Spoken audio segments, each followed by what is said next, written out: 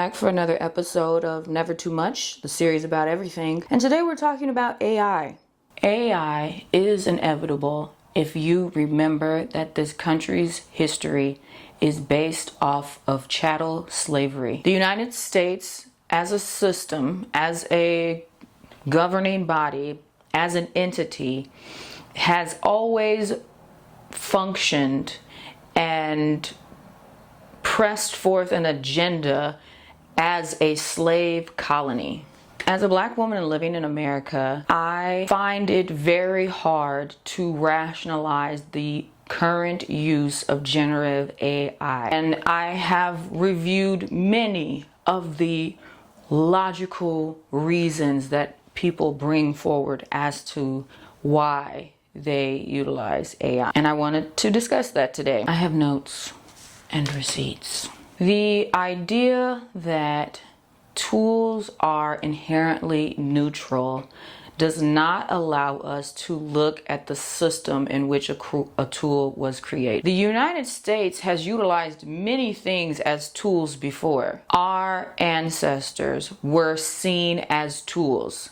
Conversation around AI is just a tool pushes this idea of neutrality that is problematic, because when you put tools in the context of the system they are utilized in, you quickly learn that nothing is neutral. The perfect example for that is the comparison between generative AI and the internet. Both have been technological tools that have been utilized to promote mass leaps and improvements in efficiency and productivity. And both have come with very different constraints, restrictions, and concerns. One big concern about any technological revolution is that we are constantly playing catch up when it comes to regulations around how the tool should be utilized, how it is implemented, and what are the effects of said tool. For Black individuals specifically, our justifications for using generative AI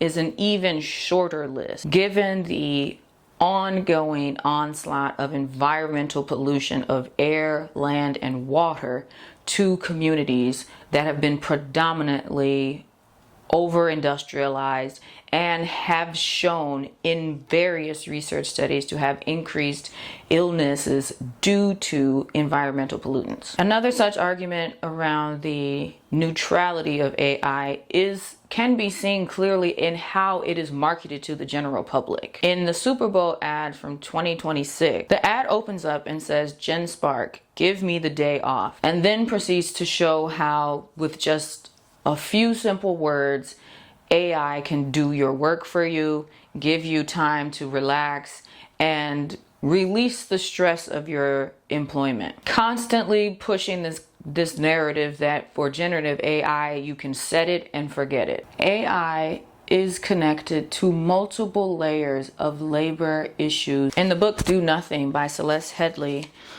one quote says, "Every worker in the United States could now be taking every other year off from work with pay." Every other year. We have pushed the efficiency agenda so far that it is no longer required for the means of production, the working class, to work 40 hours a week. Yet they still have you clocking in and out 40 or more hours a week to a job that you hate so much you wake up and break out into hives, all to push forth this efficiency agenda that is a lie.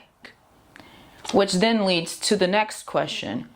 Who could be benefiting from us still putting in the same amount of effort when our efficiency measures show that we can provide the same output with less energy? In the wild west of AI regulation, sensitive data being shared across all of these language models further pushes our surveillance state in the slave colony that is the United States. Our face, our likeness, our behaviors, our speech patterns, all of these things are being utilized to create misinformation, to disengage and isolate from community and to further exploit the working class. Another quote from Do Nothing talks to the important neurological impacts of downtime.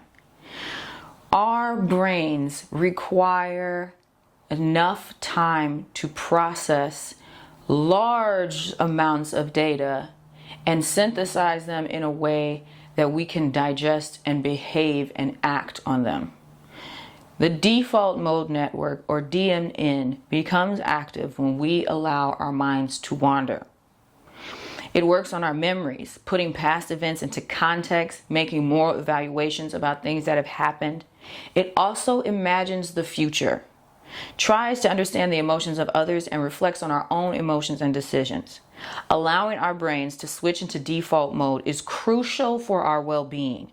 That's the source of much of our creativity and innovation. AI purposely stops our imaginations because we are constantly being fed an artificial one. Human creativity lies in our illogical and irrational decisions at times.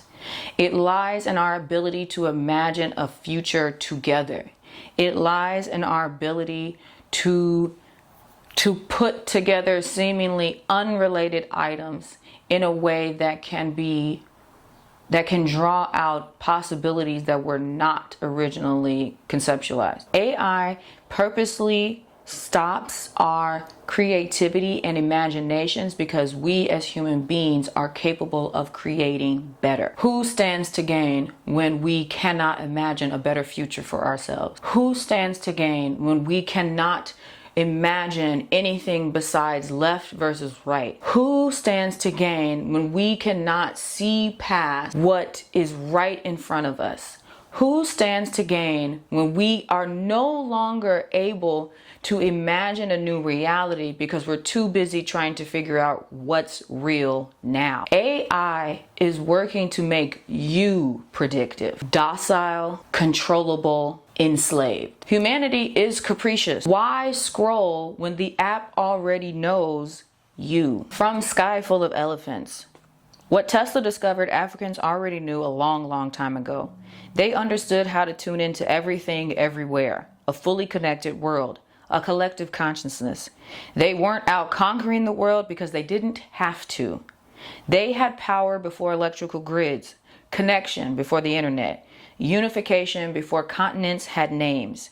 They had it, and it was taken, broken apart, sold, buried, burned, destroyed. This society has been trying to destroy our collective consciousness because we are capable of more. We are capable of better.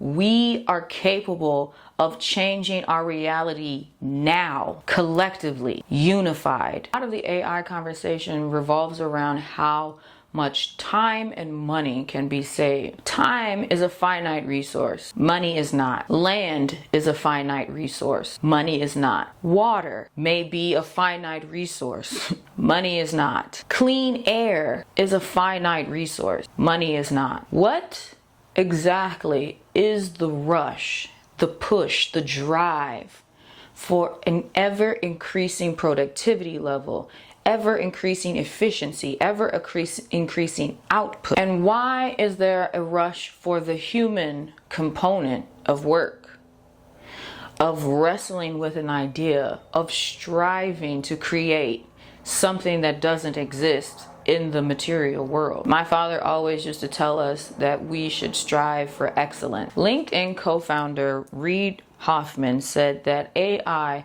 would lead to incredible gains in individual empowerment. What is the push for infinite efficiency if the individual human beings within the system are unable to enjoy their existence?